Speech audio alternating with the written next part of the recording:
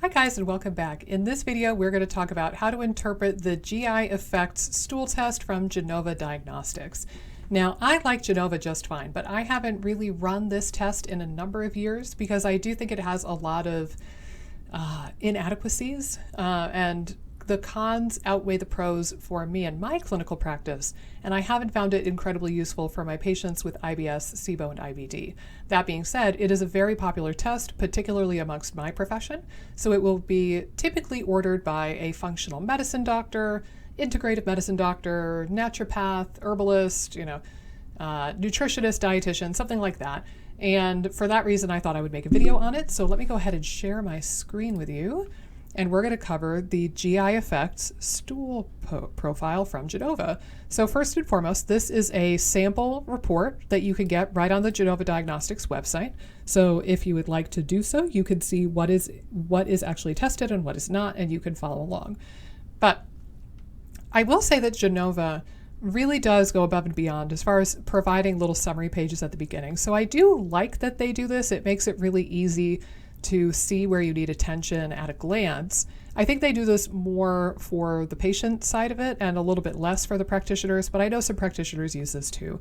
So you can see this person, for example, has some need for digestive support, some need for inflammation modulation, definitely microbiome support, which is interesting. They need microbiome support, but they don't need prebiotic support. I would think the two would go hand in hand, but we'll get to that momentarily.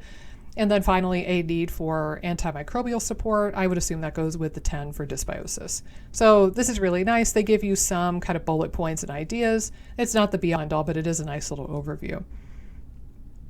And right out the get-go, I want to point out that this test is similar in a sense to the GI map, in the sense that most of what we're going to be looking at in depth is going to be PCR testing.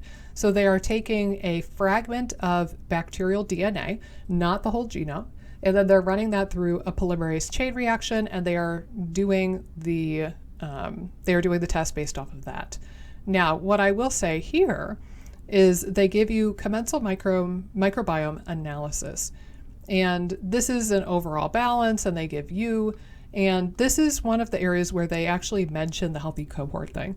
So when I had a big issue about 2 years ago with this Genova test, and I did a clinical support call with them, one of the things that came up that I thought was noteworthy to share is that they, like other companies, have determined their reference ranges based on a healthy cohort, or a cohort of, quote, healthy normals.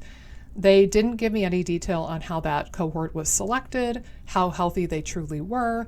Keep in mind that this is in the United States, so honestly, it's probably not the ideal state of the human microbiome, no matter who you test. But they did have a quote-unquote healthy cohort, and then they based their ranges off of that. And you can see they give you that. So if you are more deficient or more overgrown than the healthy cohort, they give you that. I don't think this is all that useful, truthfully. It's not indicative of small intestinal bacterial overgrowth, for example. I have had that question pop up because they use the word overgrowth here. I don't think that's an incredibly useful area, particularly. They give this nice balance of methane dysbiosis versus inflammation-associated dysbiosis. We'll get to some of the more inflammatory bacteria and the ones that do produce methane momentarily. I don't know why they gave a score for this, honestly. Like, you could just look at Bifidobacterium, so that's not a big deal.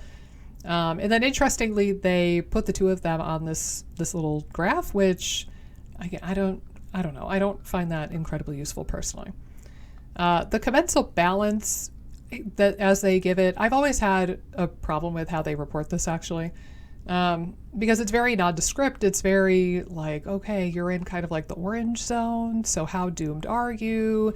And they put right here, it is a healthy cohort that they themselves selected, and it's a proprietary algorithm that differentiates healthy and unhealthy commensal patterns. So, take it with a grain of salt. I do think that this is less useful than they would like you to think. To their credit, unlike the GI map, they do give you some abundance levels for the other phyla beyond just Bacteroidetes and Firmicutes, which I do appreciate. What I don't appreciate is that, again, they're basing everything on these healthy normals or this healthy cohort. So they just give you, this is basically the mean. This is the average for all of the healthy cohort. And then they tell you, all right, you're, 40% higher than the healthy cohort for these inflammatory ones. That's bad. And you're, right on par with actinobacteria. And you're a little bit high on Firmicutes. And you're a little bit high on whatever.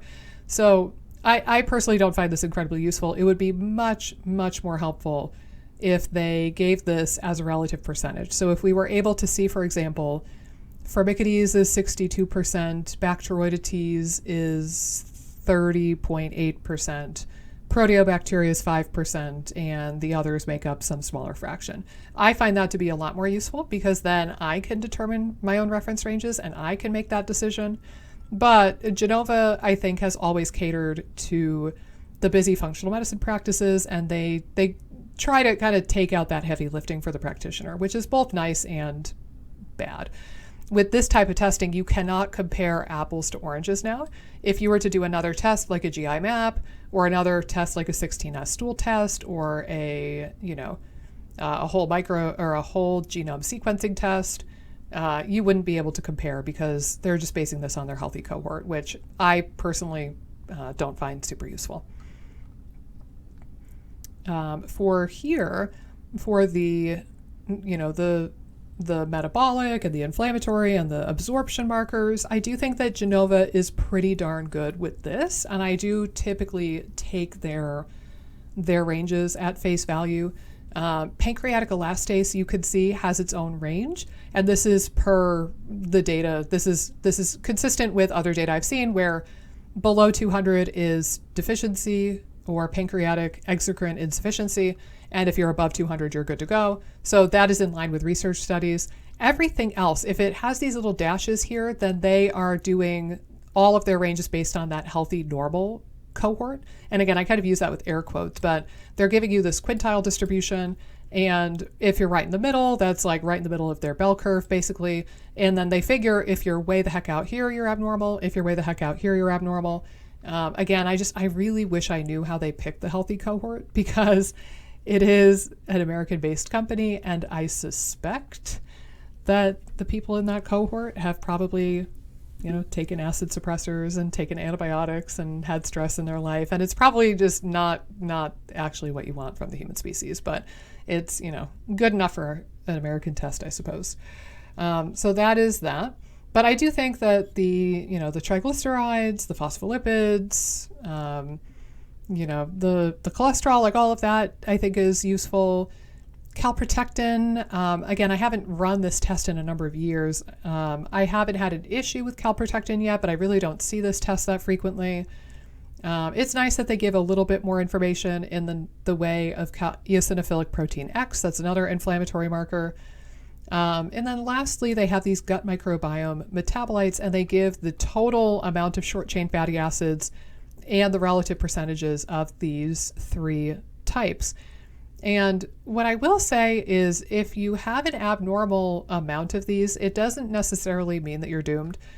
There is some research now that suggests that the absorption of short-chain fatty acids can differ from person to person. And normally you shouldn't be losing a lot of short-chain fatty acids in stool. And if you are, like if you have a high amount of butyrate in your stool sample, for example, then that is actually pathogenic or abnormal, and that merits attention. But you might get a test like this back and think, ooh, I am a rock star. I have all the butyrate. When in actuality, it means that you're losing butyrate through your stool and your absorption is not good. So, I think take this with a grain of salt versus a person who has low butyrate measurable on a stool test. Like, does that mean that they actually have low production or that they're absorbing it really efficiently? I don't know. I would lean more towards thinking it has to do with absorption. So I don't find measuring short chain fatty acids to be all that critical and all that useful in honesty. But, take it with a grain of salt. It is what it is. And lastly, beta-glucuronidase, I have no reason to take an issue with this and their measurement of it. I think that's fine as is. Let's see, now to get into the actual microbes. So this is the portion that is a PCR, so polymerase chain reaction, DNA-based test. So again, they are taking a fragment of DNA, not the entire genome. It's a fragment, and we're going to get to that. And then they do a polymerase chain reaction, and then they do the test based off of that. So first off, you could see here, they do break it down by phylum, which is actually kind of nice, I think. It's nicely organized. They don't really paint a picture of the good and the bad and things in between. But here, like I mentioned this in my GI map video, Prevotella is more abundant in other countries that tend to eat more vegetables and more whole grains than we do and eat quite a lot more fiber and complex carbs. They're not intrinsically bad. There's one particular Prevotella species, Prevotella copri, that is genuinely bad and associated with rheumatoid arthritis. But shy of that particular bug, you don't really have to worry about Prevotella. And I do think that that could be a little bit misleading if somebody were to see this and then potentially prescribe you antibiotics for it. So I kind of wish they didn't put this on there. Honestly, some of these I'm surprised make it onto the list, like Oritobacter, Bartonella. I mean, they're not super huge players in the ecosystem. I don't know if it's tremendously useful that they include that. I'm glad that they include Bacteroidetes vulgaris because that can be inflammatory if you have too much of it. So I think that is a useful marker to have. And then the Bacteroides Prevotella group is basically the entirety of the Bacteroidetes phylum. Out of that phylum, the two that will emerge, the two genuses, are going to be either Bacteroidetes or Prevotella. So that's looking at the total cohort more than anything else, which you kind of got from the first page from that phylum breakdown anyway, but it is what it is. And then moving on, we've got a couple of the Firmicutes, and I want to pause here and tell you a short little irritating story, and that is having to do with Pseudoflavinifractor species. And you can see this is a great example. They flagged it as high. I had a patient come and work with me. She drove down from Virginia, and she had 3 of these stool tests done, I believe, 3 or 4. She had worked with an IFM-trained MD, integrative MD, and when they did this GI effect stool test, Pseudoflavinifractor came back high, and I think maybe one other one. And his reaction, his take on that was to prescribe her prescription antibiotics. And, you know, they did the antibiotics, and they had her do a restricted diet, and then they retested, and lo and behold, it was still high. And her dysbiosis markers and her, diversity type markers, like that weird graph with the proprietary algorithm from the other page, those got worse. Shocker. So then, because Pseudoflavinifractor was still high, he prescribed another round of antibiotics, prescription antibiotics, and a more restricted diet. Well, she got worse. The markers got worse, and Pseudoflavinifractor was still flagged as high. And I believe it was at this point, after 2 rounds of antibiotics, but honestly, they might have done a third. It was either 2 or 3 rounds of prescription antibiotics and a restricted diet. She came to see me, and she was so confused and terrified what to eat. She was doing AIP, and her autoimmunity, her Hashimoto's, was getting worse. Every time they measured her antibodies, it was getting worse and worse. And she thought that she had this horrible overgrown bad bacteria, and she didn't know what to do about it. And my first curiosity, because it was the first time I'd seen a GI effects in a little while, so I was like, all right, I'm going to look up Pseudoflavinifractor, because I don't really know anything about that. All I know from this test is that it's in the Firmicutes group, and if it's in the Firmicutes column, I'm probably going to think it's more of a good guy than a bad guy, honestly. But I pulled up PubMed, and this actually has improved, because this was about 2 years ago. There are 15 total results about Pseudoflavinifractor. 3 of them have happened since I did that search, because the original number was 12. And the majority of them, like we'll scroll back here. The majority of these research papers are in chickens. So here's one in the chicken cecal microbiota. That sounds like human. Let's see. Broilers are broiler chickens. There was another one. I remember it stood out to me that a lot of the studies were on broiler chickens. And the handful of studies that looked at Pseudoflavinifractor in humans, of which there are very few, it wasn't the main deal of the article for the most part. maybe this one is one of the exceptions. But for the most part, they note it as part of another, broader study. Like there was one I just looked at before I hopped on this. So for example, microbial dysbiosis and inflammatory bowel disease, this is pretty new. And amongst the many bacteria that were assessed, there was a significant enrichment or increase in pseudoflavinofractor in the ulcerative colitis cohort compared to the normals or the Crohn's disease cohort. But there was also all these other bacteria. So, there's a couple of studies coming up, but I was struck by the sheer lack of data indicating this in human health. So I called Genova and I did a call with them, and they told me, basically, I said, well, why was this bacteria included?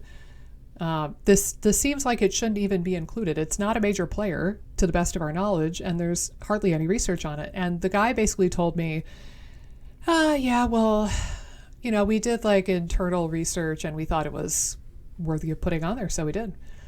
That was it. So that was the end of the story. And I just, my respect for Genova as a company really plummeted at that point. It's not to say I don't use them. They have other good tests. I like their 24-hour hormone test. I like their Nutri-Eval. I like, they have a lactulose mannitol test for leaky gut.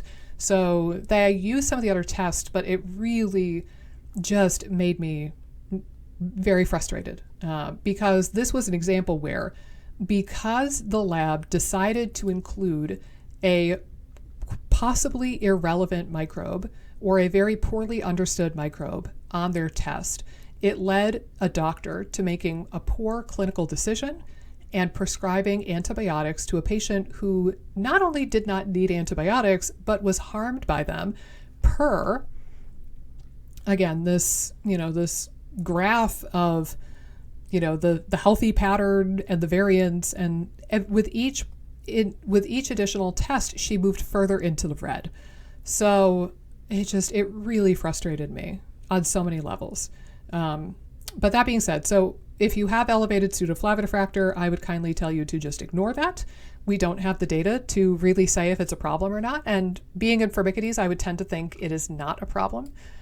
A lot of the other ones I think are fine. I wouldn't worry about them if they're high, honestly, like Butyrivibrio, Anerotruncus, like Roseburia, Ruminococcus, Coprococcus, Faecalibacterium. Most of these are butyrate producers. They're short-chain fatty acid producers, and they're very protective. Lactobacillus is not a short-chain fatty acid producer to the best of my knowledge, but it does make lactate, which then other microbes use to make short-chain fatty acids. So there's some cross-feeding, and obviously Lactobacillus is very famous, so that is useful. The other popular probiotic that is measured here is Bifidobacterium. And I have to say, I think that Genova wins here compared to the GI map. I have seen Bifido come back low on a GI effect, but I have never seen it come back low on a GI map, which makes me very, very suspicious that the GI map is not doing a good job of assessing that. So I would say that 1 point goes to Genova for that. I also really appreciate that Genova is measuring Desulfo Vibrio Piger. E. coli I could kind of take or leave. I don't know if I care about an overgrowth of E. coli as long as it's not a pathogenic type. And then Oxalobacter, that is a useful, out of all the proteobacteria, that's like the one that's actually good for you, with the possible exception of H. pylori. But I'm glad that they at least assess for Oxalobacter. I wish the GI map did, and I wish some other tests did. The big one from proteobacteria that I use the most and I look out for the most is Desulfo Vibrio Piger. That is very much associated with both inflammatory bowel disease and irritable bowel syndrome. So if that comes back high, that definitely merits treatment. Again, I don't advocate prescription antibiotics. You can tackle this very easily, in my opinion, with natural compounds and fiber and dietary strategies, but I do think that that merits treatment, and it should be your top priority that comes out of this, usually, in my opinion, because it's one of the more pathogenic guys. Methanobrevibacter smithii is your methane producer. So like I said, I don't think you need a methane score from, the second page. You can just look and see if Methanobrevibacter is high, because it's the only one that's going to make methane. Fusobacterium, I don't really stress. I haven't seen it high yet, so I'm not sure what I would do about that. I would have to research it prior. And then Akkermansia, I'm really glad that they measure Akkermansia. It is a very important bacteria. I haven't had enough GI effects stool tests come across my desk in recent years to really say if they're accurate or not. But hopefully they use a more accurate primer than the GI map, because the GI map seems to be pretty craptacular, pun intended, for measuring that. And then finally, the Bifidobacterium Bacteroidetes Ratio. I don't know. I really don't know if the ratio is that useful, truthfully. Research from the early 2000s, like 2006, 2007, seemed to indicate that it was relevant and useful, but then further studies didn't really substantiate that. So I don't really use the ratio all that much, in honesty. So I'm just going to skip past that. This entire page, the GI microbiome culture, I think you can just crumple this in a ball and toss it in the recycling bin. We are culturing bacteria. They're putting the bacteria on a petri dish and then seeing what grows. This is just not where we're at in 2020, you guys. We could do better than this. Lactobacillus, they measure a second time for some reason. E. coli, they measure a second time for some reason. And Bifido, they measure a second time for some reason. I don't know why. These typically, Bifido and Lacto typically don't grow super well on culture medium anyway. E. coli does, but E. coli it's a proteobacteria bacteria. It can do fine in oxygen. And then what will very frequently happen on tests like this, like doctor's data, or even this, is when you put a bacteria or a sample on a petri dish and you look to culture it, the room that you're doing this in is an aerobic environment. It is an oxygen-rich environment. The vast majority, I think 90% of your gut ecosystem prefers no oxygen. They are either anaerobes or facultative anaerobes. So automatically, as soon as you poo out that poo, the ecosystem is going to start to shift. Anything that is still alive is going to start to die if it cannot tolerate oxygen. And things that do okay with oxygen will start to flourish. And certainly if you take that same poo and you smear it on a petri dish and then you leave it out in the open air in an oxygen-rich environment, certainly you're going to favor the bacteria that like oxygen, and you're going to kill off anything that is oxygen sensitive or unable to tolerate oxygen. And that is where things like staph and strep and Klebsiella and Pseudomonas come in, and it becomes really difficult to get a read on this. Like if you look at this test, you would think the person has an overgrowth of Klebsiella, but that might not be the actual situation in the colon or in the small intestinal microbiota. We don't know, because you're just smearing shit on a petri dish and watching to see what grows. So I prefer methods like PCR testing or 16S or whole genome sequencing, where they're not relying on what can grow in oxygen and what cannot. You are just going to take the DNA or ribosomal DNA fingerprint, and you're going to get a snapshot, put it in a medium that kills everything automatically. Like you put it in the culture, or you put it in the little tube, it kills off any of the bacteria, but you preserve their DNA, and then you look at that DNA, because then you're getting at least a reasonably good assessment of what the ecosystem looked like as soon as it left your anus. But this culture business is just utterly useless, and I would encourage you to just take this whole page, crumple it up, throw it away, and never look at it again. What I will say of the Genova test is that they do a decent job, similar to the GI map, at looking at parasites. Now again, there is the hygiene hypothesis, so it does make you wonder if a trace amount of some of these might not be a bad thing. I don't think you want a hookworm, and you don't want, Giardia, so there are some that we understand very, very well, but some of these other bacteria, like the Endolaxema nana, for example, or, Dientamoeba, I don't know, you're going to have to do your own research or have your clinician do research and figure out if it actually merits treatment or if it's just a part of your ecosystem and that's okay. So I think that their detection ability is probably fine though. And then they do further PCR testing on some protozoa, so like Blastocystis, Giardia. They do some subtyping, which I haven't seen one of these come back positive on my patients yet, so I haven't had an opportunity to really research that much at all. And then last but not least, they throw on occult blood, color, consistency, and those I think are all fine. And then the zonulin stool test, same thing goes in my GI map video. I mentioned this. If stool or fecal zonulin comes back high, you could be pretty assured that you have a leaky gut. However, stool zonulin is not typically what's used in research. Like if you actually research microbiome studies and leaky gut studies, they're usually using the dual sugar test, the lactulose mannitol test, or occasionally serum zonulin. But stool zonulin is not really what most researchers are using, and it's not as widely accepted. So I do think that there's the potential for false negatives with the stool zonulin test. So if it comes back positive, you could take it to the bank, you've got leaky gut. If it comes back negative, it doesn't get you off the hook. And I think that further testing might be merited depending on what your situation is. And then last hurrah, they do a couple of add-ons. And you can see, lactoferrin is an inflammatory marker. The others are all critters. So H. pylori, Campylobacter. In this regard, I think the GI map does a much better job at looking at some of these pathogens. Like there's a whole page with all of the, Shigella, Campylobacter, Salmonella, E. coli, all of those pathogens on the first page of the GI map. It does have its issues, but I think that GI map does a better job at this than Genova does, just because they include a lot more critters. And then finally, from that culture page, which again, I told you, just go ahead and crumple it up and throw it away. From that, they give you some sensitivity. So here's the candida that appeared to be overgrown in that section of this person's test. And then they will put some of this on the petri dish and see what the candida does and doesn't like. I will tell you that the companies that do this, being things like Doctor's Data, Diagnostics, and Genova, when they do this type of testing, they always test the same couple of things: berberine, caprylic acid, garlic, uva ursi. Doctor's Data will also test things like colloidal silver, which I think is preposterous.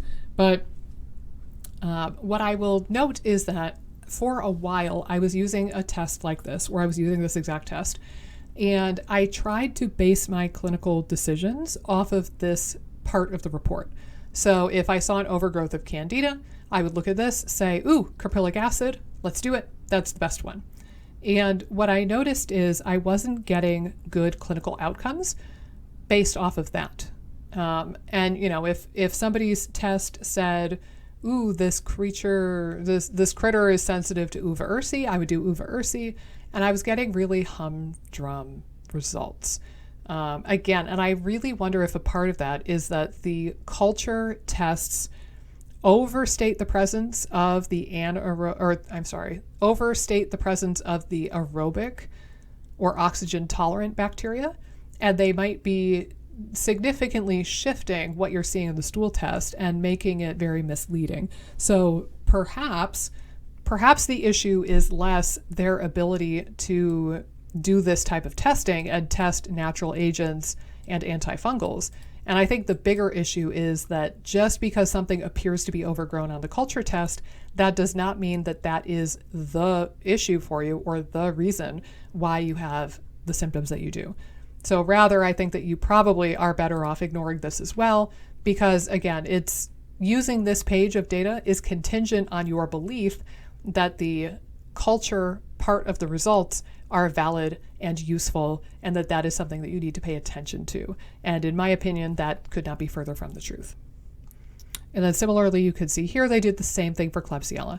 Again, Klebsiella looked overgrown on the culture, but Klebsiella, being a proteobacteria species, does just fine in oxygen, and we would have killed off anything that is not oxygen tolerant. And I really, really suspect that this person has other fish to fry other than just Klebsiella.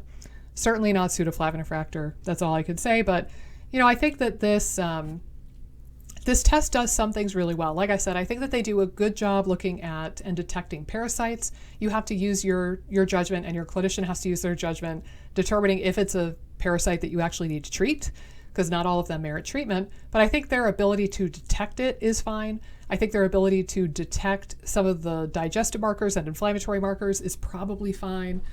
Their ability to detect the short chain fatty acids like butyrate is probably fine, but the clinical relevance of that is very questionable at this point. So I don't really find it clinically useful to measure those things in stool. And then the bacteria, some of the things are fine, but overall, I think they could have selected some more useful bacteria to test, as opposed to including things like Pseudoflavanofractor. Meanwhile, their test is not explicitly testing for things like Pseudomonas or Enterococcus or some of the more well-known pathogens, and it doesn't even test for some of the overt pathogens like Salmonella. And some of them are available via an add-on. So I think that this is a pretty decent test for parasites and digestive markers. As far as the microbiome, it's pretty And considering how expensive this test is, it is not one that I would typically recommend to patients, and I have not done so for years. Now, that being said, if you already have this test and you're like, man, lady, what do I do with this now? I would say this to you, is that hopefully this video provided some insight and some direction on how to do that and how to make the most use of it. If you would like a second opinion on your GI effects stool test or another stool test or functional medicine test, I do offer a service for that. And it's like a functional medicine second opinion, where you can send me the test results that you've gotten done, like your GI effects, and I will write up a report or talk to you or both, and we will go over what actually is relevant and what makes sense for your symptoms and what my recommendations are, which would almost always entail some combination of nutrition and herbal medicines and things like prebiotic fibers. So if you would like my interpretation of your test results and the clinical direction of what to do based on those test results, I will provide a link in the doobly-doo down below so that you can check that out. And I just, it depends how many tests you have and how complicated they are and like how much information you give me, but I just bill that at my hourly rate. You don't have to do a first appointment or anything like that. It's literally just my interpretation of your test results, and I am happy to do that. That has been very helpful for some people. That's why I offer it. So if you would like that information, I'll put the link in the doobly-doo down below. Until next time, I will see you in another stool test interpretation video.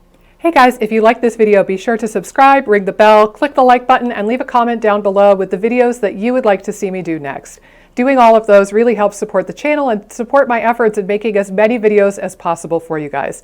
Thanks so much, and I'll see you in the next video.